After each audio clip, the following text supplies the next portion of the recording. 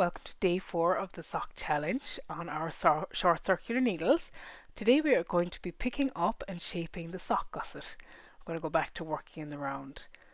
So this is a little bit fiddly on the sock wonders, but actually it's very rewarding when you get it. So the first thing we're going to do is we're going to work around our heel stitches. We are then going to use the slip stitches that we created when we were doing our heel flap to pick up on both sides of the heel flap. And then we are going to work our instep stitches, work the remainder of our slip stitches, pick those up and knit them, and then we're going to be back to working in the round so that we can shape our gusset. So to start, we will knit across our heel stitches. So now we're about to start knitting along our heel stitches. So the first thing we're going to do is we're going to knit across half of the heel stitches and place a marker. This is now the start of round marker. It has moved from being at the side of the sock to being here in the center of the heel stitches. We're then going to knit the rest of the heel stitches and get ready to pick up the stitches along the side of the heel flap.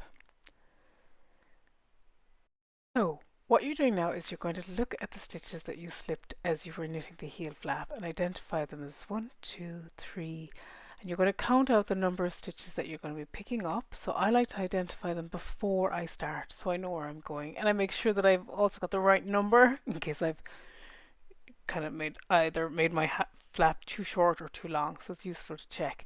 You can also see that it's quite distinctive where you slip them, so you have the 2 bars of the slip stitch along the whole edge of the flap, and that's why you slip them when you're doing the flap, is so that they're much more obvious to pick up.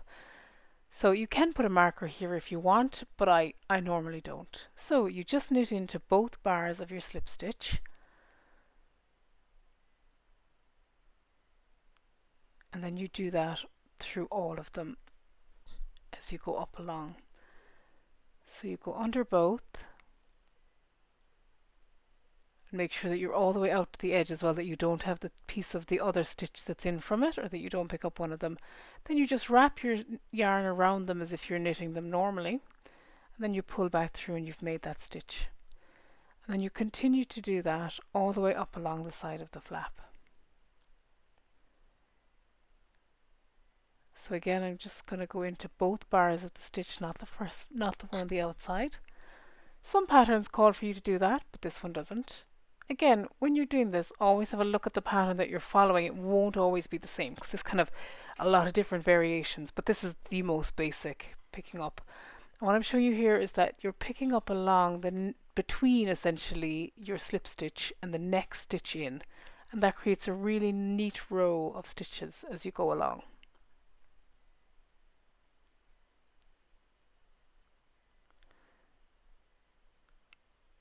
So you go in and you pick that up again.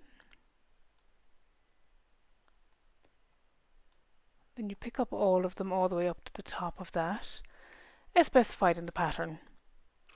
And then what you do is once you have all of your stitches picked up, so I have 8 now and I need another 1, so I'm going to pick up into the last slip stitch. And then you have 2 more stitches to pick up. And the reason you do this is to avoid a gap at the top of where the flap and the instep meet. So what you're doing is you're going to pick those stitches up along the same line that you've already picked the other stitches up to avoid making a little hole. So if I were to knit straight into the instep stitch there, you could get quite a big gap. Once you've picked up all of the 9 stitches specified, you're going to pick up your next 2 along the same line, along that line of stitches that you've already picked the rest of the stitches up. So I'm going to pick my stitches up along there. And again, this is something that, because you're not going to be dropping stitches, you can give this a couple of goes. You know, it's something you can rip out and put back in, you know, quite effortlessly. So there's one, and you can see that it's in the same line of stitches. So it's in the dip between the stitches and the slip stitch row, and as you go higher into the sock, it's in the dip between the row that you were beside your slip stitch and the row that the line of stitches that eventually became your slipped row. So we'll do that again so that you can see where I've picked those up, and also what it looks like if you don't do it quite right. So if you pick up 1 bar at that point instead of the 2, it'll give you a bigger hole. So definitely make sure that you're picking up the right number of bars as you go up along that to make sure you pick up, and that's what happens if you pick up too many. You'll see that it pulls out of line with the sock as well. So you are going kind of into your kind of the Goldilocks point of that pickup so that it looks exactly right and it's in the same line of stitches as the others. It's a bit of a made up, you kind of, there's no perfect pickup in knitting, but this is as close as it gets. So you're kind of trying to find yourself the two best places to pick up the stitches. So once you've those picked up, you are then ready to place a marker. And you can see here as well that it goes a little bit up along the leg. It's not in line with the instep stitches, and that's good because that's how you're trying to avoid any gappiness there. So you're going to put a stitch marker in, and this is your start of instep stitch marker, and it's really important because there's a lot of shaping that takes place around this in a minute. So once you've placed your marker, you're now ready to knit across your instep stitches, and you don't do anything special with these in this particular pattern. However, if you were picking these up or you were starting to knit these again, having left them on the needles, and you were following a pattern that you were doing in the leg, you might see an instruction in the pattern that says continue pattern as set. So for example, if you were working a particular panel at this point, or you were knitting a colour work piece, it would tell you in the pattern that you were to continue working that down along from the leg. And it's just worth bearing that in mind, that that is an instruction you might see in other patterns. But in this you just knit straight across because we're going back to knitting socking stitch in the round.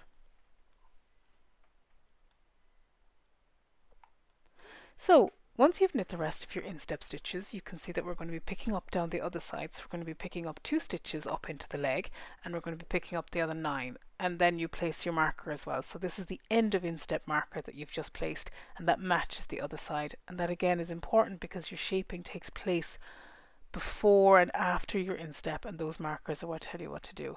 So what you're doing here now is you're finding your 9 stitches that you're going to pick up, 9 in this case. If you're following a bigger size, it'll be more stitches, but it's the number that you're told. And so what you do is find the first of those that you're going to pick up, and then from there come up along the sock and on the stitch rows, stitch lines, apologies, stitch lines as you did on the other side, to make sure that you're picking them up in line so that they look right. Now I have a little bit of a baggy stitch there, and that happens sometimes, and it's something that you can even out by moving your stitches later on.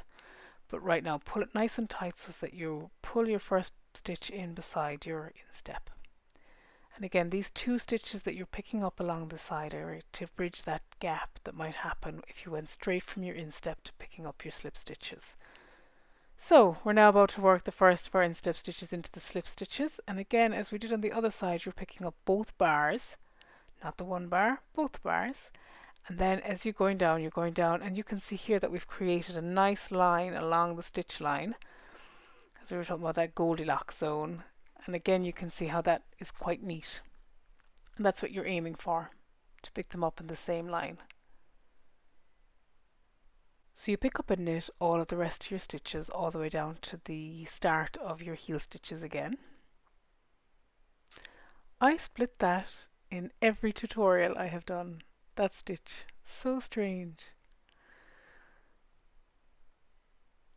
So you're knitting down to the end of your stitches, of your slip stitches.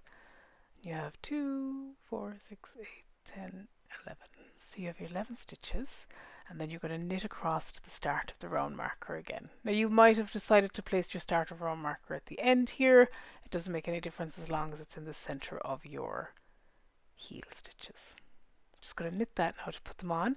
And as you can see, you have now picked up the gusset of your sock. Once you have all your stitches picked up and your heel stitches below the instep markers, and then you have your instep stitches still between your 2 instep markers.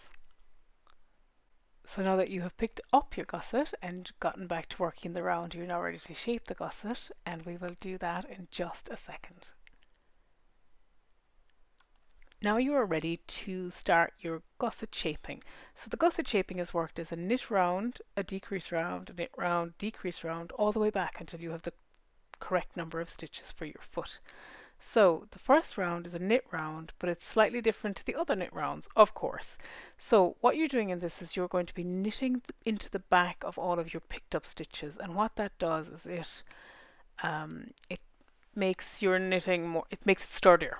So you're going to knit across the heel stitches. So in this case, there's 5 of those. So we're going to knit across those first, and then we're going to work into the backs of the stitches that we picked up last time. So that's your heel stitches, and now we're going to knit into the back of these stitches all the way up to the start of instep marker. So if I were to knit into the front of those, it would be like I was knitting into a yarn over and make them quite gappy. But by knitting them into the back, what it does is it twists the stitch across itself essentially, so that it means there's less of a gap in the picked up stitch. I'll often use this technique when I'm picking up necklines as well, even if the pattern doesn't specify it, because it just means that there's less of a pull in your stitch. So you can see that those are crossed and it gives you a nice tight finish. So you will do that only in this round and only in the stitches that you picked up.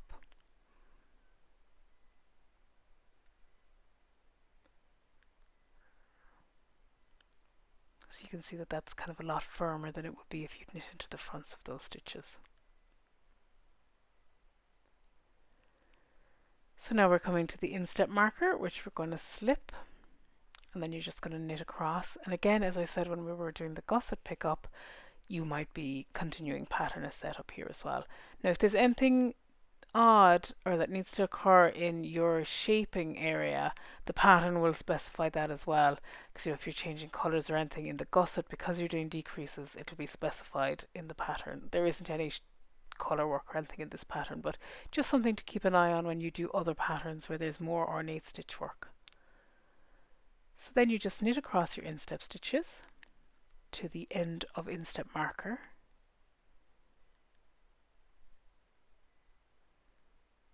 and then you are going to knit into the back of these stitches as well as you come to them.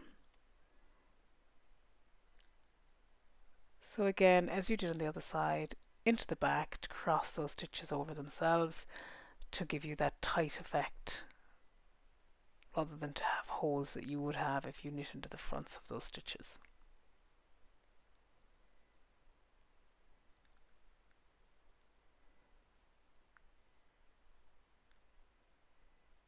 So once you are there, you're going to knit back to the start of round marker, and you will be ready to do the first decrease round of your shaping. Now you do not knit into the back of these stitches, so make sure that you know where your heel stitches begin. So we're now back to the start of that round. You can see here again that those stitches are all twisted and nice and tight and ready to be shaped. So the shaping takes place around your instep markers. So you have your marker here. And what we're going to do is we're going to knit to 3 stitches before that marker. We're going to knit across, and then we're going to be at the other marker. So we'll do that now. And as you'll see, we knit across the heel stitches again, and then we're going to work up along the stitches that we just knit into the back of. And in this round, you don't knit into the back of those. Those stitches are now just worked normally. So you work up along to 3 stitches before your instep marker, and then you are going to do the decrease. It's a knit 2 together. So you put your needle through the 2 stitches, the 2 front bars of the stitches, as if it were just a single knit stitch, and you knit those together. You then knit 1 stitch, slip your instep marker, start of instep marker, and then you knit across your instep. And you can see that the decreasing is taking place along that. That's where your decreasing will take place all the way down along until you get back to the right number of stitches. So you just knit across your instep stitch now. And it's worth noting here that it is after the stitch marker that the decreasing takes place, not before it. So it's before the start of instep and after the end of instep markers that you're doing your shaping. It can be easy to decrease before the marker by mistake.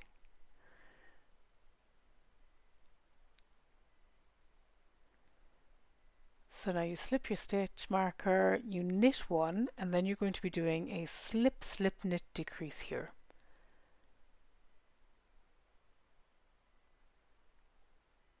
So you knit the first stitch and then you slip, slip, knit, slip, slip in and knit into the back of those two bars, and that creates your slip, slip, knit.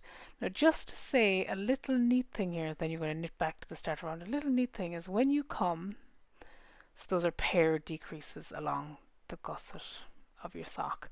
Now when you come to that slip, slip, knit in the next round, you can knit into the back of that stitch, and that'll create a slightly straighter line of decreases. It's not specific to socks, it's just a way of working your slip, slip knits afterwards as you come to that in the next round. And now you're just going to knit to the end of the round now, and you will be ready to work your next knit round, then your next decrease round, until you are back to having the same number of stitches that you had in your leg, and then you will be ready to do your leg. So once you're back to the end of the round, slip your marker and you're now ready to knit your next round. And then you're going to knit around, decrease round, knit round, decrease round until you're back to the correct number of stitches that you need to have. So you can see that your decreasing has started along that side, and then it'll continue along there, and the same on the other side. So I'm now going to continue working the decreases, and I will be back to you as I get those finished before we go into the foot. So now you have done your decreasing on both sides, and you are back to having the same number of stitches in your sole as you do in your instep. Your instep stitches are largely unworked, and you are now ready to knit the foot of the sock and onto the toe. So I'll be back tomorrow for the foot and toe tutorial. Thank you so much for joining me today.